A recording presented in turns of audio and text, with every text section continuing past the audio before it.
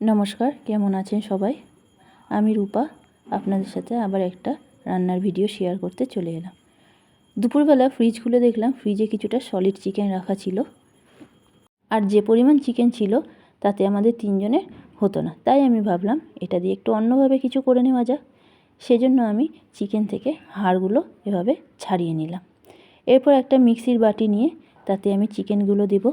চিকেনগুলো দেওয়ার পর তাতে দেব পেঁয়াজ, রসুন, কাঁচা লঙ্কা, আদা খুব সামান্য, আর দেব ধনেপাতা। সব কিছু দিয়ে একটা পেস্ট তৈরি করব। আর এই পেস্টটা করার সময় কিন্তু আমি কোনো জল দেব না, জল ছাড়াই পেস্টটা তৈরি করব। তো দেখো, এখানে আমার চিকেনের পেস্টটা তৈরি হয়ে গেছে। সেটা আমি আর একটা বাটির মধ্যে নিয়ে নেব।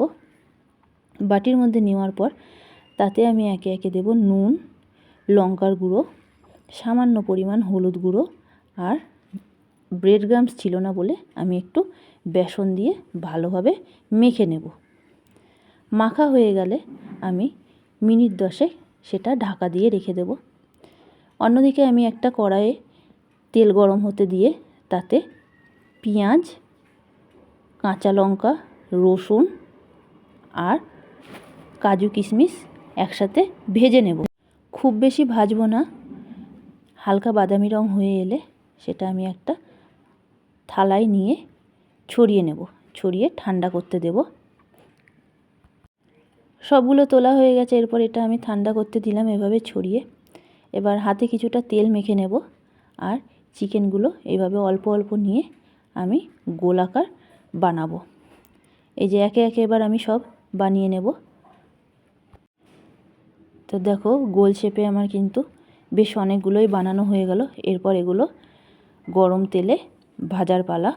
তো ছাড়াটা আমার স্কিপ করে গেছে, তাই আমি তেলে ছাড়াটা দেখাতে পারলাম না। আর গ্যাসটা সিমে রেখে ভাজবো, নইলে এটার কালারটা চেঞ্জ হয়ে যাবে। কারণ এটা একটু সাদা ভাব হবে, হলুদ যেহেতু আমি দেব না। তো খুব হালকা করে আঁচে ভেজেছি, ভাজা হয়ে গেছে। এরপর আমি পেঁয়াজ আর কাজু বাদাম, লঙ্কা, রসুন যেগুলো ভেজে ঠান্ডা করতে রেখেছিলাম সেগুলো আমি একটা মিক্সির জারে নিয়ে নেব। আর নেব পরিমাণ মতো দই। সব কিছুর আবারও একটা পেস্ট বানিয়ে নেব।